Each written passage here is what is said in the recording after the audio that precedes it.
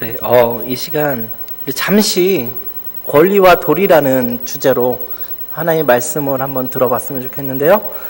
저 파워포인트에 한번 이 권리라는 뜻이 무엇인지 같이 한번 살펴봤으면 좋겠습니다. 제가 이 단어들이 머릿속에 있는데 정확한 뜻을 몰라갖고 사전을 찾아보고 싶었는데요. 제게 훌륭한 국어 사전이 없어서 네이버 지식인에게 물어봤습니다. 그래서 네이버 국어 사전에 나온 이 권리라는 것에 대해서 이렇게 네이버에서 설명하더라고요. 1번의 뜻은요, 권세와 이익이다라는 뜻이 있고요.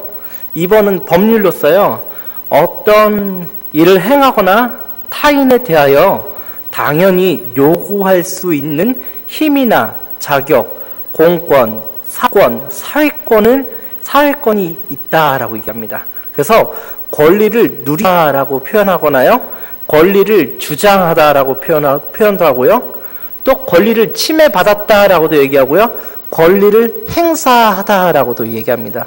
그 뒤에 여러 가지 한국 문학에 나온 이런 예들이 있는데 그 예는 좀 안 읽는 게 더 좋을 것 같아요. 그거 넘어가 주시고요. 그러면은 도리에 대해서 한번 또 찾아볼게요. 도리로 한번 밑에 내려가 주시면요. 네. 도리라는 것은 우리 훌륭한 네이버 지식인에서 뭐라고 설명하냐면요. 사람이 어떤 입장에서 마땅히 행하여야 할 바른 길이라고 설명하더라고요. 사람이 어떤 입장에서 마땅히 행하여야 할 바른 길. 그래서 도리에 어긋나다 도리를 지키다. 예를 들어서요. 스승에게 제자된 도리를 다했다 라고 하는데요. 제가 사실 이 사전을 찾아보기 전에 저희 학교에서 저와 함께 지내는 아주 천재와 같은 전도사님이 한 분 계십니다. 굉장히 똑똑한 전도사님인데요. 그분이 저한테 형 그러면서 저에게 맛있는 것도 많이 사주고 그런 전도사님이에요. 좋은 거는 저한테 다 갖다 주는 전도사님인데, 그 전도사님한테 제가 여쭤봤어요. 전도사님, 권리와 도리의 차이점이 뭐예요? 그랬더니 그 전도사님이 한마디로 명쾌하게 저에게 대답해 주시더라고요. 권리는요, 내가 타당하게 요구할 수 있는 거고요. 내가 누군가에게 요구하거나 할 권리가 있는 거고요. 도리는 나의 입장이 아니라 상대방의 입장을 배려해가면서 행하는 것을 도리라고 합니다. 라고 얘기하더라고요. 권리와 도리에, 이거 네이버 사전에도 그 얘기를 하는 것 같아요. 권리는 내가 요구한다 라고 얘기하고요. 도리를 지키다 라고 얘기하고요. 권리는 요구하는 것, 내 입장에서고요. 권리는 내 입장에서고 도리는 상대방의 입장에서 생각하는 것이 이 권리와 도리라는 이런 국어 사전적 표현이라고 저희 한번 배워봤습니다. 제가 이번 주에 학교에서 이런 사건을 목격했습니다. 우리 사람이 가장 힘들어하는 것이요, 이 사람이 가장 예민해지는 것이요, 특히 저 같은 사람이 가장 예민해지는 것은요, 음식입니다. 네, 웃어주셔서 감사합니다. 음식 앞에서 사람이 가장 예민해지고요, 특히 덩치가 있으신 분들은요, 아무리 화가 나는 상황 속에서도요, 맛있는 음식 하나 갖다 주면요, 화가 다 풀려요. 네, 어디서 웃음소리가 막 들리시는데 극히 공감하시는 것 같습니다. 근데 또 음식이 내 입맛에 맞지 않거나 음식이 없으면요, 또 극도로 예민해지는 것도 이 사람들의 기본적인 욕구 같은데요. 식당에서 배식을 할 때 이런 일이 있는 것을 목격을 했는데요. A라는 전도사님과 B라는 전도사님이 다 함께 급식을 하시는 분이세요. 배식을 이렇게 하시는 분이세요. 저희 학교 전도사님이 약 1,500명 정도가 학교 식당을 이용합니다. 때로는 나가서 드시는 분이 있으니까 1,200에서 1,300 평균 먹죠. 그러면 한 사람이 국을 퍼도요, 국자를요, 보통 이제 두 팀으로 나눠서 할 때도 있고 세 팀으로 나눠서 되는데 평균적으로 500번에서 600번의 국을 푸고요.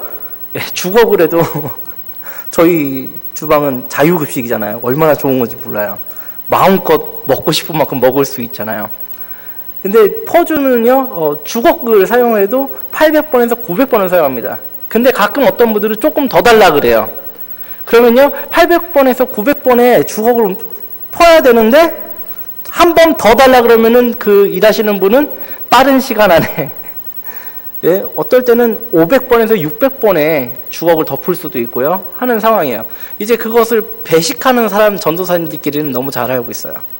근데 어떤 전도사님은 점심에 일을 안 하고 아침, 저녁에 일을 하시는 전도사님이 있어서 가끔은 배식하는 전도사님이 밥을 먹으러 오세요.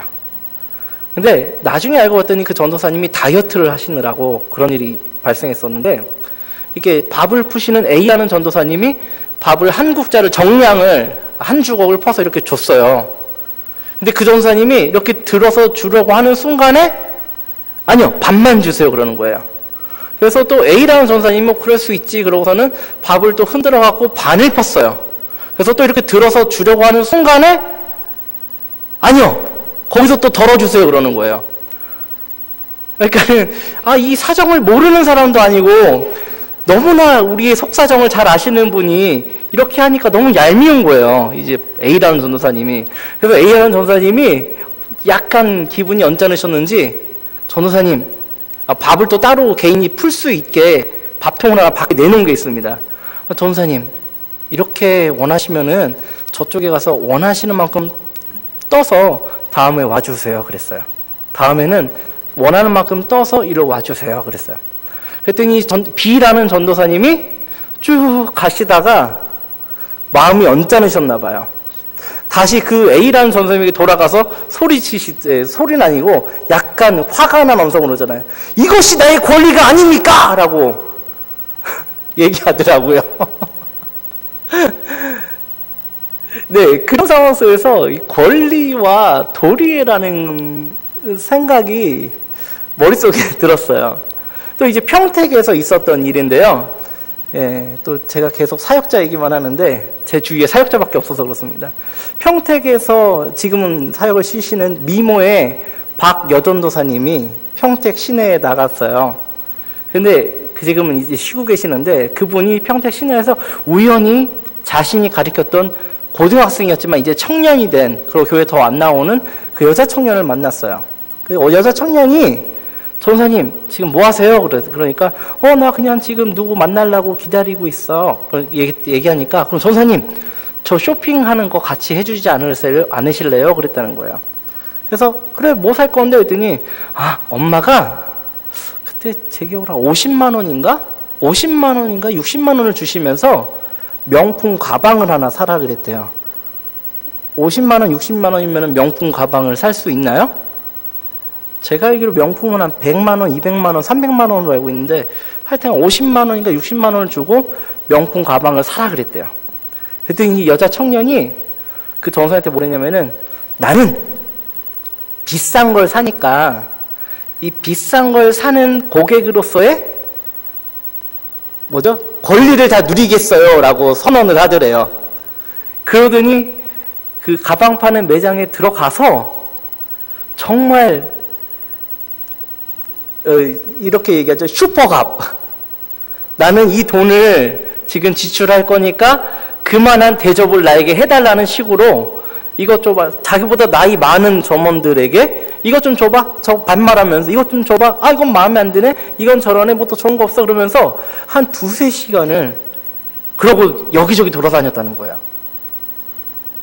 어린아이가 이제 갓 19, 20살 된 청년이야. 권리로 이해할 수 있겠죠? 그만한 돈을 지출을 하니까 그만한 대접을 받아야 된다라는 주장을 충분히 펼 수 있겠죠. 근데 제가 가만 생각해 보니까요, 자동차 운전을 할 때도 권리라는 게 있습니다. 예를 들어서요, 로터리 안에 들어갔을 때 다른 차가 진입을 하는 상황 속에서요, 제가 한국에서도 면허증을 땄어요. 시험을 보고. 그래서 잘 알고 있습니다. 로터리 안에서 먼저 안에 주행하는 차가 있고요, 진입하는 차가 있으면요, 누구에게 우선 권리가 있죠?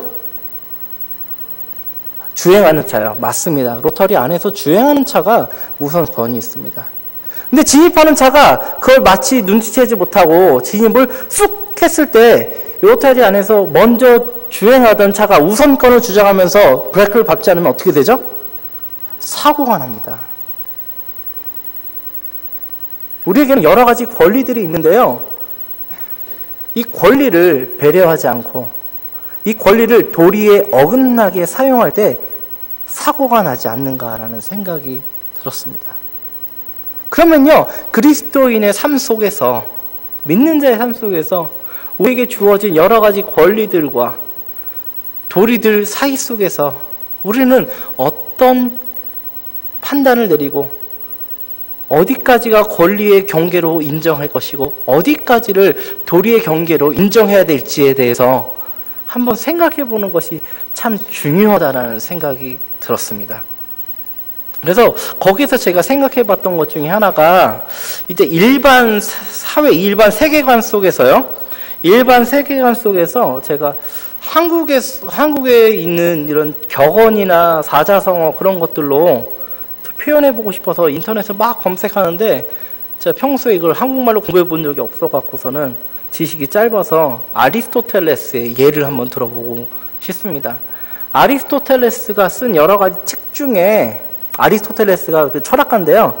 여러 가지 책을 썼어요. 윤리에 대한 책도 쓰고요. 근데 그 책 중에 제목이 정치론이라는 책이 있어요. 폴리틱스라고. 저 한국말로는 모르는데 정치론이라는 책이 있는데 아리스토텔레스는 정치론에서 세상이 돌아가는 가치에 대해서 뭐라고 설명했냐면요. 아리스토텔레스는 네 가지의 가치가 이 세상에 도시 속에 존재한다. 이 폴리스 안에, 도시 안에 네 가지 레벨의 가치가 존재한다라고 얘기했어요. 첫 번째 가치는요, 개인 자신의 유익을 추구하는 가치요. 개인 자신의 유익이요. 다른 사람은 상관없어. 나만 좋으면 돼. 라는 가치관이요. 이 도시 안에 그런 가치관이 있는데 아리스토텔레스는요, 그거를 뭐라고 표현했냐면요, 가장 저급한 가치관이라고 표현했어요. 가장 저급한 가치관이 나만 좋으면 돼 라고 얘기했어요. 그 두 번째 가치관은 뭐냐면요, 가족의 유익을 추구하는 가치관이라는 겁니다. 때로는 엄마 아빠가 자식을 위해서 헌신하잖아요. 나의 권리도 포기하고 나의 자유도 포기하고 아이들에게 헌신하잖아요. 그래서 가족의 이익을 위해서, 가족의 유익을 위해서 나 자신의 것을 포기할 줄 아는 것이 나만 좋으면 돼라는 가치보다 조금 더 높은 차원의 가치다라고 얘기했습니다. 이거는 성경이 아니에요. 아리스토텔레스예요. 그리고 그것보다 더 높은 가치관은 뭐라고 얘기했냐면요, 사회 전체 공동체를 위한 가치관이요. 나의 자유와 나의 권리를 포기하면서, 나의 가족의 권리까지 때로는 포기하면서 공동체, 평택이라면 평택시, 평택 모든 시민을 위해서 나 자신의 권리와 나 자신의 자유를 내어놓는 것이 더 고차원의 가치다라고 얘기했어요. 그리고 마지막 최고의 가치관이 뭐냐면요, 다이몬의 가치관이라고 얘기하는데, 다이몬이 한국말로 하면은요, 영혼의 가치예요. 영혼의 가치. 아리스토텔레스는 기독교 신앙 아니고요, 어떤 종교의 신앙이 아니고요, 자신의 철학 세계관, 철학 구조 안에서 신이라는 존재를 만들어냈어요. 신이라는 존재를 만들어냈어요. 그러고서는 영적 가치가 가장 최상의 가치다라고 얘기하면서요, 육신에 속한 것이 아니라 이 피조 세계에 속한 가치관이 아니라 더 높은 가치관을 위해서는 우리가 굶어도 되고 우리가 굶주려도 되고 추구해야 될 최상의 가치가 바로 그런 가치다라고 얘기했어요. 저는 이 세계의 정치를 보면은 제발 그 누군가 최소한 아리스토텔레스의 정치론을 읽고 좀 정치를 했으면 좋겠다라는 바람이 있고 안타까움이 있어요. 최소한이요. 근데 저는요, 성경은요, 이 아리스토텔레스보다도요, 훨씬 더 높은 가치관을 우리에게 제시하고 있고요, 훨씬 더 절대적 진리를 우리에게 알려주고 있다라고 믿습니다. 그렇다면요, 우리가 갖고 있는 여러 가지 권리들 속에서 우리는 어떤 믿음의 도리로 이 세상을 살아가야 될까요? 한번 오늘 로마서 말씀을 통해서 살펴보도록 하겠습니다.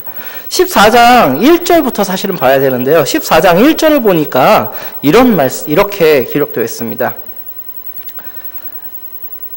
제가 가진 성경책은요, 제목부터요, 형제를 비판하지 말라라는 그런 제목이 있습니다. 그리고 1절을 읽으니까요, 두 가지 부류의 그리스도인들이 로마 교회 안에 있었던 것으로 여겨지는데요.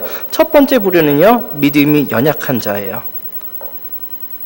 그래서 뭐라고 얘기하냐면요, 믿음이 연약한 자를 너희가 봤되 그의 의견을 비판하지 말라라고 얘기합니다.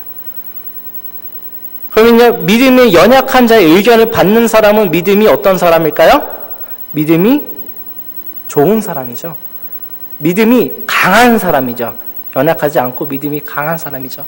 믿음이 강한 사람은 어떻게 되냐? 믿음이 연약한 사람의 의견을 받아줘야 된다는 거예요. 교회 안에서요. 로마 교회 안에서.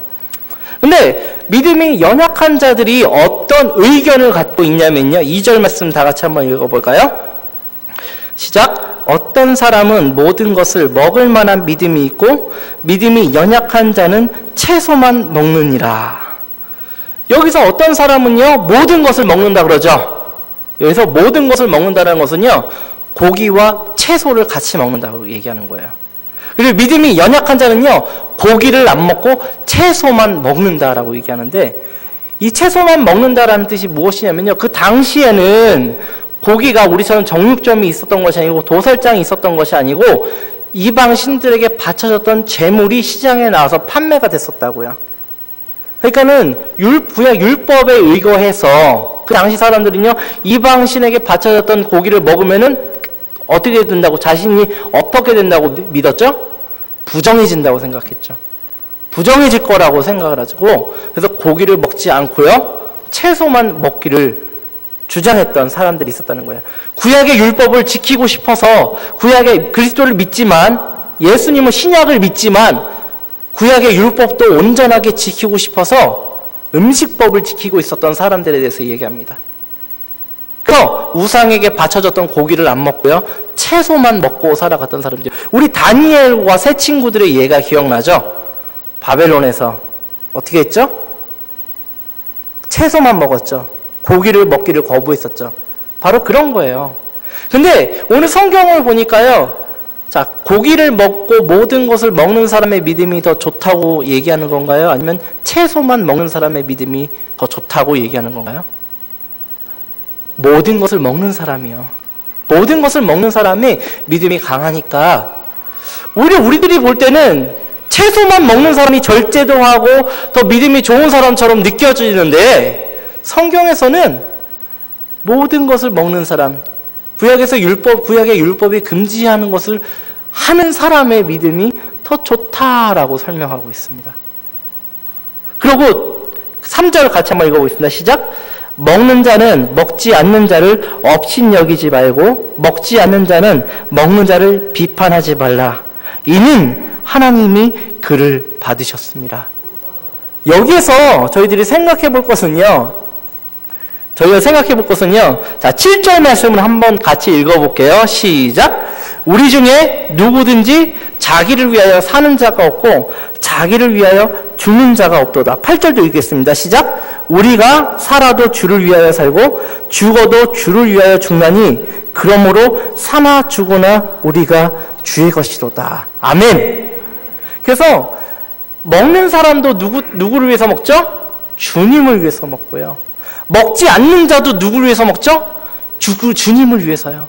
우리 중에는요, 우리 로마 교회 안에는요, 사나 죽으나 나를 위해서 사는 사람이 한 명도 없고요, 모두 다 주님을 위해서 살기 때문에 먹는 자든 먹지 않는 자든 비판하지 말라라는 거예요. 이해가 되시나요? 그 두 번째는 뭐라고 얘기하냐면요, 5절 말씀입니다. 어떤 사람은 이 날을 전날보다 낮게 여기고 어떤 사람은 모든 날을 같게 여기나니 각각 마음으로 확정할지니라. 이건 무슨 얘기일까요? 안식일에 대한 이야기죠. 어떤 사람은요, 일주일 중에 하루를 특별하게 여겨요. 그래서 일주일 중에 하루를요, 아무것도 안 하고 주님만을 위해서 헌신하고 싶어 해요.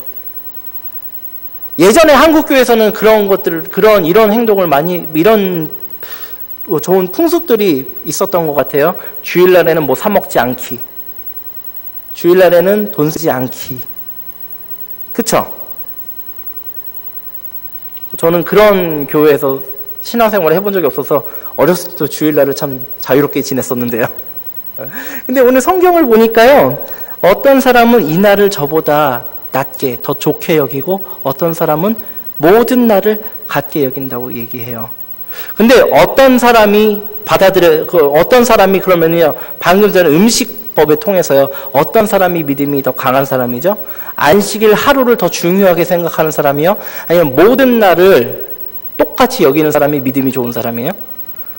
모든 날을 똑같이 여기는 사람이 믿음이 더 강한 사람이래요. 그러니까 교회 안에서 누가, 아니, 주일날 왜, 이런 얘기 할 수 있죠? 왜 주일날 교회에서 피자를 사 먹습니까? 왜 케이크를 사 먹습니까?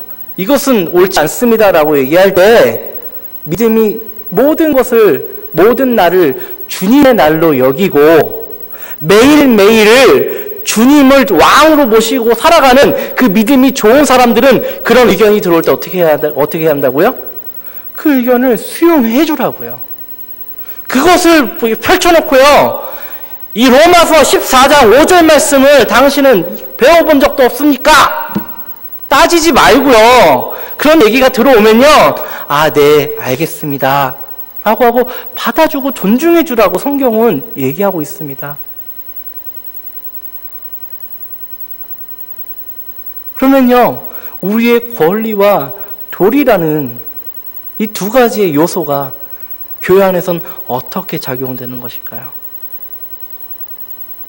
우리는 세상을 살아가면서 여러 가지 권리들이 있습니다.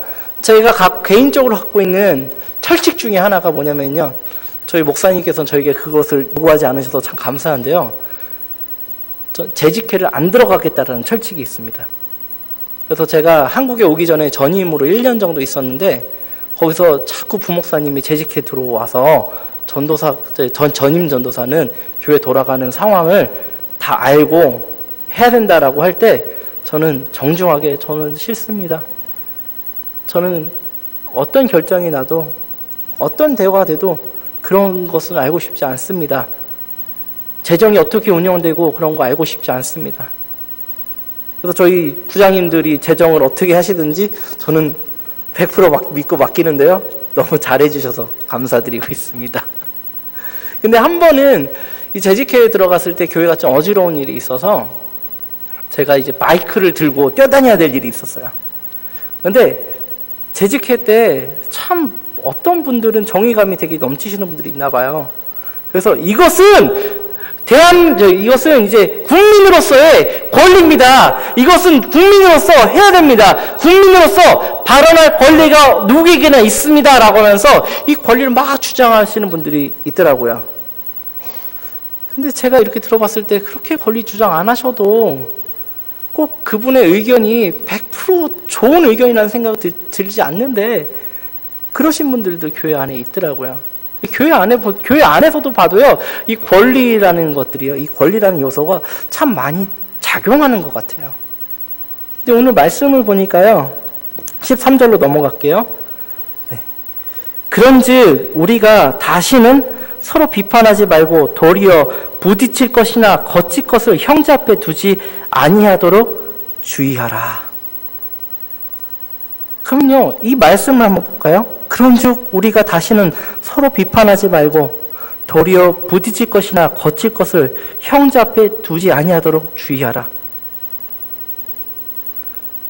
그리스도인에게 갖고 있는 권리가 뭐죠? 믿음이 좋은 자들에게 갖고 있는 권리가 뭐죠? 무엇인지 다 할 수 있는 권리가 있습니다. 우상에게 바쳤던 재물도 우상은 아무것도 아니니 하나님께서 정결케 하신, 하나님께서 복으로 주신 것들을 나는 감사함으로 먹으니 자유를 누릴 권리가 있죠. 그렇지만 누군가 그걸로 인해서 시험 들거나, 아주 감사합니다, 거치는 일이거나 부딪힌 일이 생길 때는 어떻게 하라고요? 그런 것을 나의 자유로운 권리를 포기하고요. 그 도리를 지키라는 거죠. 그 사람이 쓰러 넘어지지 않도록 배려해 주는 것이요. 그러라고 오늘 성경에서 이야기합니다. 14절 말씀 읽어보겠습니다. 내가 주 예수 안에 알고 확신하노니 무엇이든지 스스로 속된 것이 없으되 다만 속되게 여기는 그 사람에게는 속되니라. 만일 음식으로 말미암아 내 형제가 근심하게 되면 이는 내가 사랑으로 행하지 아니함이라. 아멘. 내 형제가 음식으로 말미암아 근심하게 되면요, 마음에 불편함이 있으면요, 이는 믿음이 좋은 내가 사랑으로 행하지 아니함이라. 그리스도께서 대신하여 죽으신 형제를 내 음식으로 망하게 하지 말라. 그러므로 너희의 선한 것이 비방을 받지 않게 하라. 같이 읽어볼까요? 27절이요. 17절이요. 시작.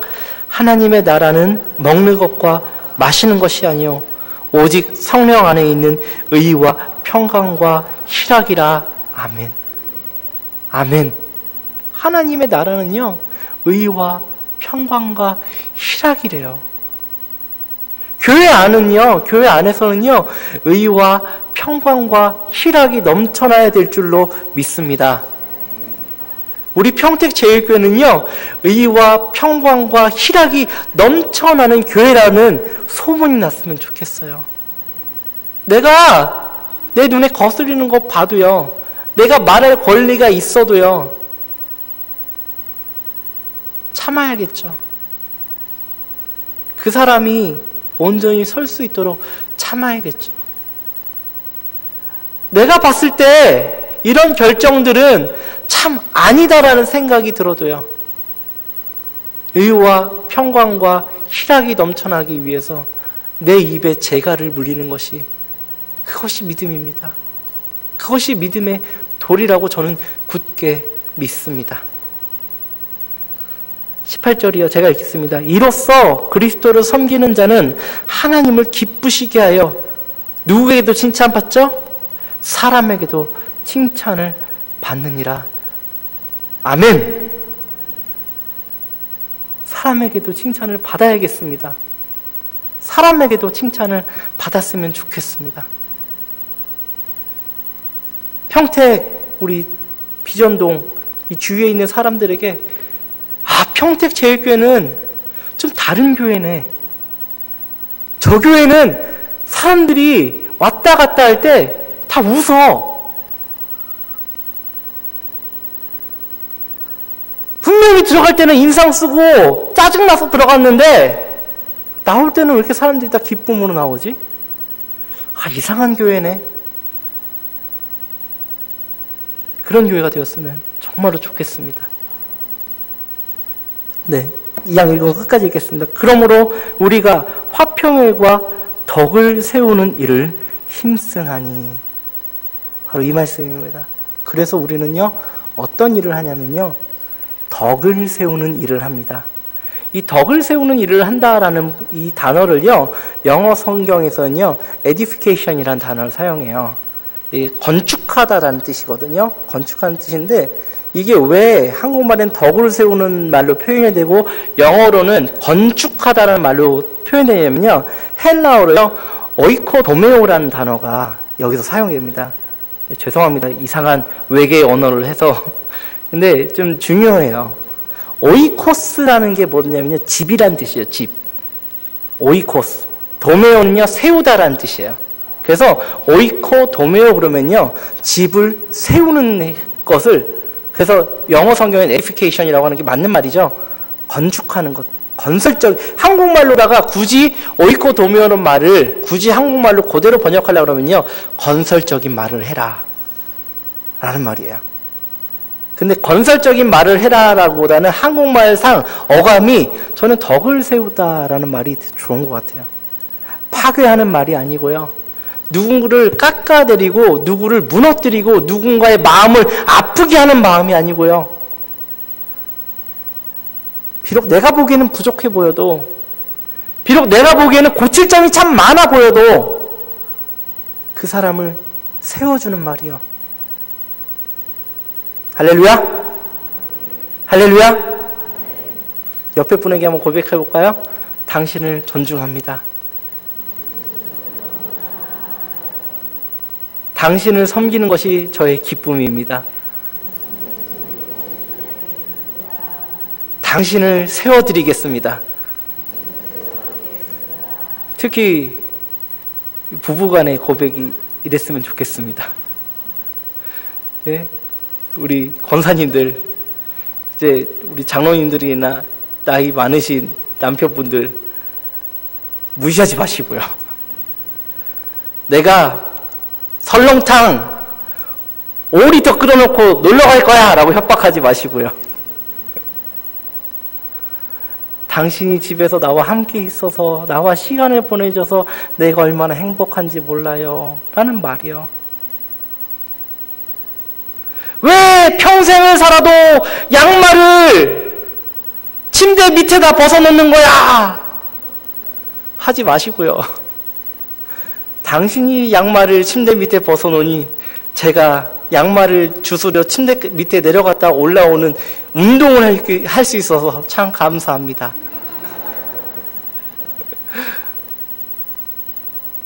교회 안에서도요. 교회 안에서 더더욱 이런 모습들이 우리 안에 넘쳐졌으면 좋겠습니다. 그래서 정말 덕을 세우는 교회예요. 그래서 화평케 되는 일을 위해서 기도하는 교회예요. 문제가 있으면요, 문제를 해결해 달라고 기도하기보다도요, 하나님, 이 문제가 있지만 우리 교회에 화평이 깨지지 않게 해 주십시오. 내가 누군가를 비판하지 않게 하여 주시옵소서.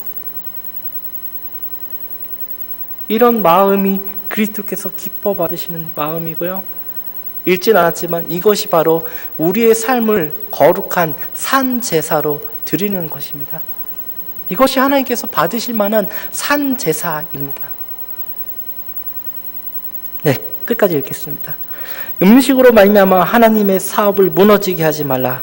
만물이 다 깨끗하되 거리낌으로 먹는 사람에게는 악한 것이라. 고기도 먹지 않냐고 포도주도 마시지 않냐고 무엇이든지 내 형제로 거리끼게 하는 일을 아니함이 아름다우니라. 내게 있는 믿음을 하나님 앞에서 스스로 가지고 있으라. 자기가 옳다 하는 바로 자기를 정죄하지 아니한 자는 복이 있도다. 의심하고 먹는 자는 정죄되었나니 이는 믿음을 따라 하지 아니하였기 때문이라. 다 같이 읽겠습니다. 믿음을 따라 하지 아니하는 것은 다 죄니라. 아멘. 이 믿음은요, 지식과 깊은 연결이 되어 있습니다.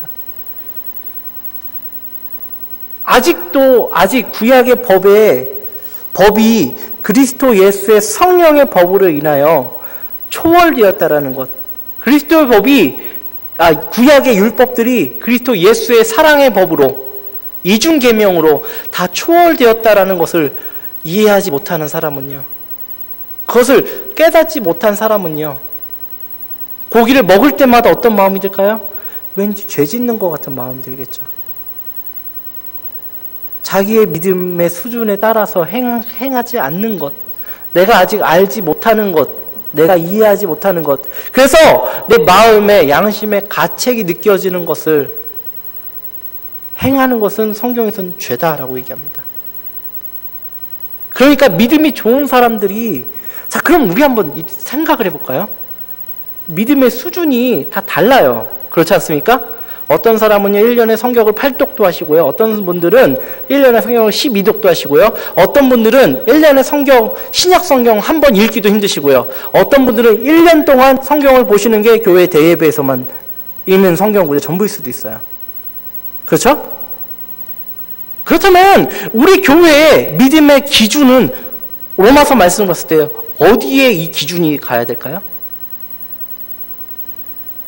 믿음이 가장 연약한 분의 기준으로 우리는 배려하고 우리가 갖고 있는 모든 권리를 포기하면서도 그분 덕을 이루고요, 의와 평강과 희락을 누리는 교회가 되어야 될 줄로 믿습니다. 그래서 저는요, 아리스토텔레스의 말보다도요, 이 성경 말씀이 더 좋아요. 우리가 가진 모든 권리를 포기하죠. 무엇을 위해서요? 믿음이 연약한 자가 서기 위해서요. 교회 안에 의와 평강과 희락에 넘치게 하기 위해서요. 내 모든 권리를 포기하는 것이 덕입니다. 기도하겠습니다. 하나님 아버지,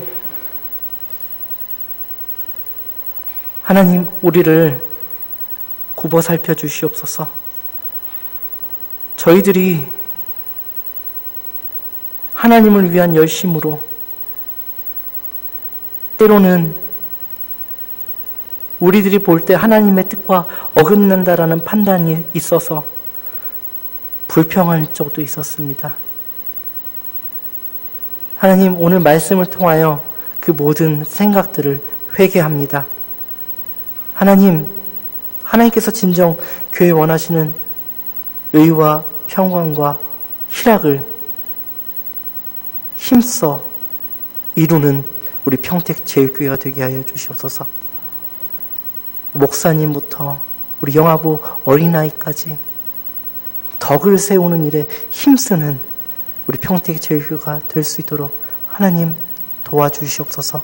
성령님 순간순간 임재하셔서 저희들의 입술에 재갈을 물려주시옵시고 저희들이 믿음이 연약한 자를 잘 수용할 수 있도록 받아줄 수 있도록 하나님 우리의 마음을 넓혀 주시옵소서. 예수님의 이름으로 기도합니다. 아멘.